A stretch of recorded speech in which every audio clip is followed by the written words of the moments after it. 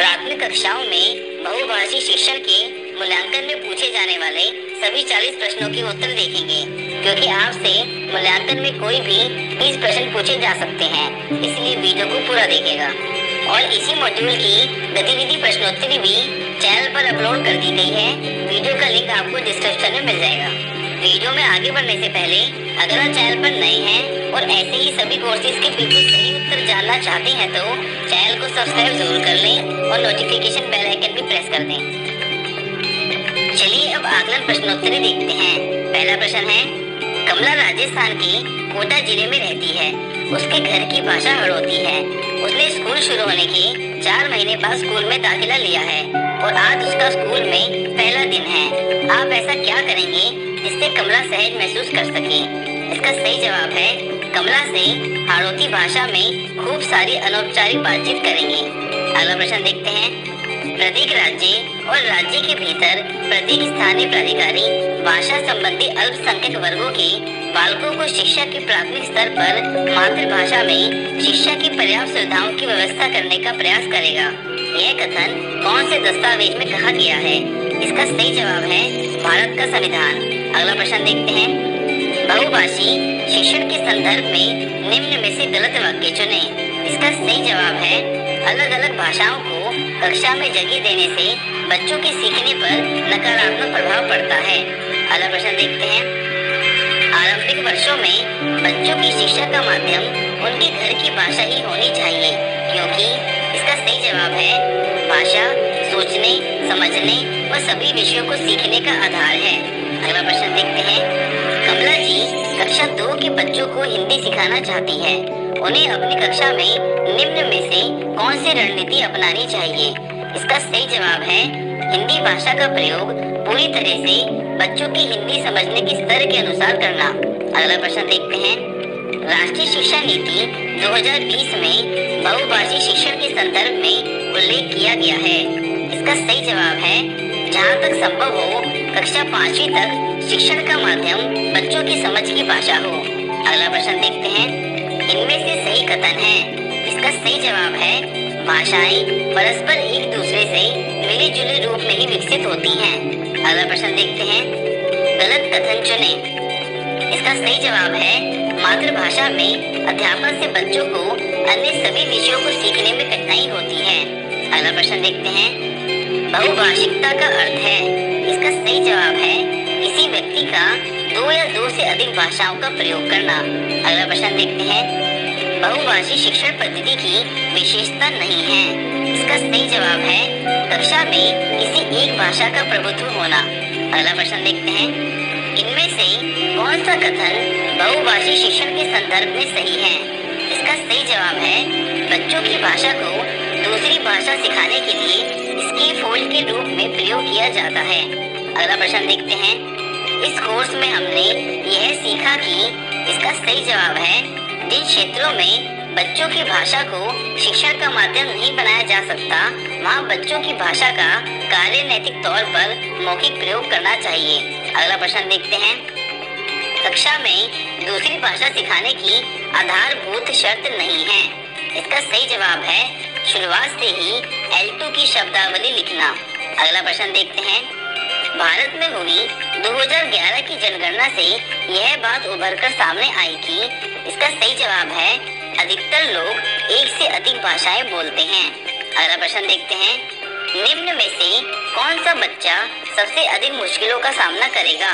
इसका सही जवाब है, रमेश, जिसके घर और समुदाय में सब भोजपुरी बोलते हैं और कक्षा में अंग्रेजी भाषा का प्रयोग होता है। अगला प्रश्न देखते हैं, भाषा के कारण क्षति उठाने वाले बच्चों में कौन शामिल नहीं है? इसका सही जवाब है, अंग्रेजी माध्यम में पढ़ने वाले बच्चे जिनके घर में अंग्रेजी भाषा का माहौल है। अगला प्रश्न देखते हैं, असम में चाय के बगीचों में काम करने वाले आदिवासी समूह के बीच की भाषा को कह सकते हैं। इसका सही जवाब है, लिंक भाषा। अगला प्रश्न देखते हैं, UDISE के अनुसार भारत के स्कूलों में शिक्षण का माध्यम कितनी भाषाएं हैं? इसका सही जवाब है 36। अगला प्रश्न देखते हैं, कोर्स में वर्ली पेंटर की कहानी देने का उद्देश्य क्या है? इसका सही जवाब है आवश्यकता अनुसार एक से अधिक भाषाओं के उपयोग के बारे में बताना। अगला प्रश्न देखते हैं, ज्ञान के सृजन के लिए किस भाषा की आवश्यकता है? इसका सही जवाब है परिचित भाषा। अगला प्रश्न देखते हैं, प्रथम भाषा L1 से तात्पर्य है। इसका सही जवाब है बच्चे की समझ की भाषा। अगला प्रश्न देखते हैं, इनमें से कौन सा वाक्य राष्ट्रीय शिक्षा नीति 2020 के अनुसार नहीं है? इसका सही जवाब है मातृभाषा में शिक्षण से बच्चे अन्य भाषाएं नहीं सीख पाते क्योंकि उसके लिए समय नहीं बचता। अगला प्रश्न देखते हैं, शिक्षण कार्य में L1 का प्रयोग करने से इसका सही जवाब है बच्चों को सभी विषय समझने में मदद मिलती है। अगला प्रश्न देखते हैं, इनमें से शोधकर्ता वुल्फ का कथन है। इसका सही जवाब है शिक्षा में भाषा ही सब कुछ नहीं है, लेकिन भाषा के बिना शिक्षा में सब कुछ भी नहीं है।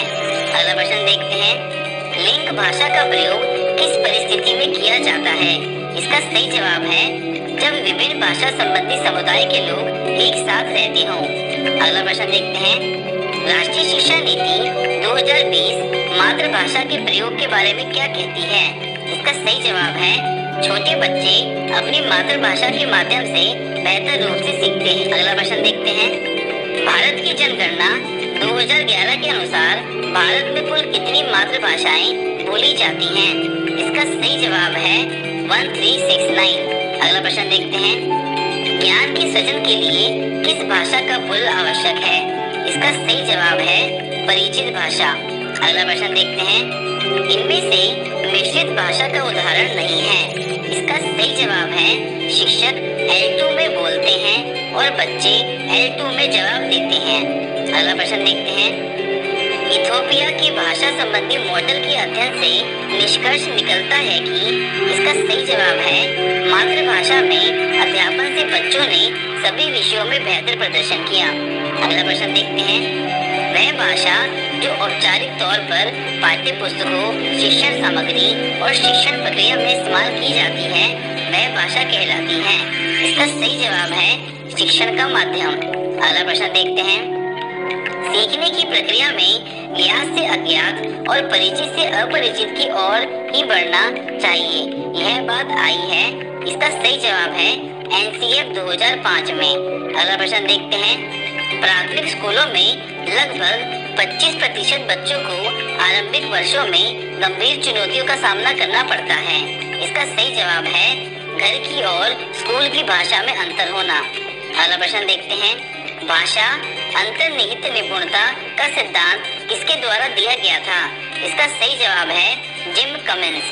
अगला प्रश्न देखते हैं, बहुभाषी शिक्षण के लाभ में शामिल नहीं है। इसका सही जवाब है कक्षा 1 में अंग्रेजी पढ़ना लिखना सीख जाना। अगला प्रश्न देखते हैं, रोजमर्रा के जीवन में हम में से अधिकतर लोग कैसी भाषा का प्रयोग करते हैं? इसका सही जवाब है मिली जुली भाषा। अगला प्रश्न देखते हैं, बुनियादी साक्षरता और संख्या ज्ञान FLN मिशन की सफलता के लिए आवश्यक है।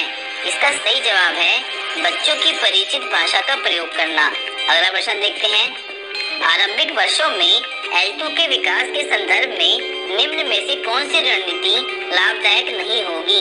इसका सही जवाब है L2 सिखाने के लिए वर्णमाला को याद कराना और पाठ्य पुस्तक के अभ्यास कराना। अगला प्रश्न देखते हैं, भाषा शिक्षण से जुड़ी भ्रांति चुनिए। इसका सही जवाब है जितनी छोटी उम्र में बच्चों को अपरिचित भाषा में पाठ्य पुस्तकें पढ़ने के लिए देंगे, बच्चे वह भाषा उतनी जल्दी सीखेंगे। अब इनमें से जो भी 20 प्रश्न आपसे पूछे जाएं, उनका सही जवाब देते हुए आप 20 में से 20 अंक हासिल कर सकते हैं। साथियों, आज की वीडियो में इतना ही। वीडियो हेल्पफुल लगी हो तो लाइक, शेयर एंड कमेंट जरूर करें और चैनल को सब्सक्राइब करना ना भूलें। जय हिंद।